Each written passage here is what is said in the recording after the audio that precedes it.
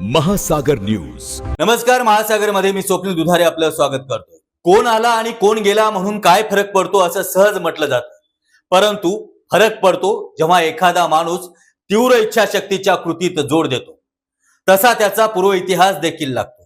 ताजं उदाहरण म्हणजे तुकाराम मुंढे, ज्यांनी अन्न आणि औषध प्रशासनाच्या आयुक्त पदाचा कार्यभार घेतला आणि राज्यभरात त्यांच्याशी निगडीत सर्व विभागांमध्ये हालचाली सुरू झाल्या. झटक्यात बदल दिसू लागले. प्रशासन जिवंत असल्याचं जाणू लागले. छापेमारी, तपासणी, नोटिसा, निलंबन याचा धडाका सुरू झाला. हा धडा गेंड्याच्या कातडीच्या प्रशासनाला आणि स्वतःचं नागरिकत्व विसरून गेलेल्या सर्वांनाच आहे. फरक पडतो फक्त तुकाराम मुंढे लागतात, हेच खरं आहे. रुग्णांना केवळ हॉस्पिटलमधील मेडिकलमधून औषध खरेदीच्या सक्तीला काहीसा ब्रेक अशी सक्ती नसल्याचे फलक अनेक रुग्णालयात आता लागले आहेत.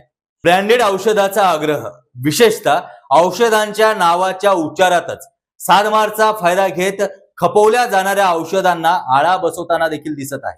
अवास्तव दावे करणाऱ्या जाहिराती तसेच आयुर्वेदिकाच्या नावावरती करणाऱ्या औषध विक्रीला देखील आता ब्रेक लागला आहे. अशा विक्रेत्यांना दणका देखील बसला आहे. औषध दुकानात फार्मासिस्ट हजर राहू लागले आहेत. औषधांची बिले सहजपणे मागताच आता दिली देखील जात आहे. संघटनेचे सर्व सदस्यांना नियमात राहून काम करण्याचं सूचित केलं जात आहे. झोपेची, नार्को टेस्ट किंवा अँटीबायोटिक्स औषधे डॉक्टरांच्या चिठ्ठीशिवाय द्यायचं प्रमाण घटलं आहे. मुंढे यांच्या कारवाईचं आम्ही स्वागतच करतो. आमच्या काही आक्षेपांची देखील त्यांनी दखल घ्यावी. 5 लाख औषध दुकाने आहेत, तिथे सक्तीनं फार्मासिस्ट असलाच पाहिजे असा आमचा आग्रह आहे. मुळातच प्रत्येक औषध विक्रेती फार्मासिस्टच्या उपस्थितीत झाली पाहिजे, यासाठी सबब नको. जिल्ह्यांसाठीच्या 3 औषधी निरीक्षकांच्या जागा तातडीनं भरल्या जाव्यात. औषध व्यवसायाबाबत छापेमारी परिणामकारक आहे, आम्ही त्यांचं स्वागत करतो असं जनसंपर्क अधिकारी राज्य केमिस्ट अँड ड्रगिस्ट असोसिएशनचे विजय पाटील यांनी सांगितलं आहे.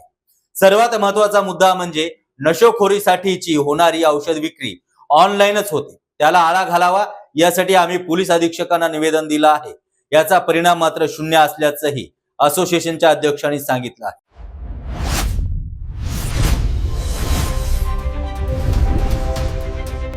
महासागर न्यूज.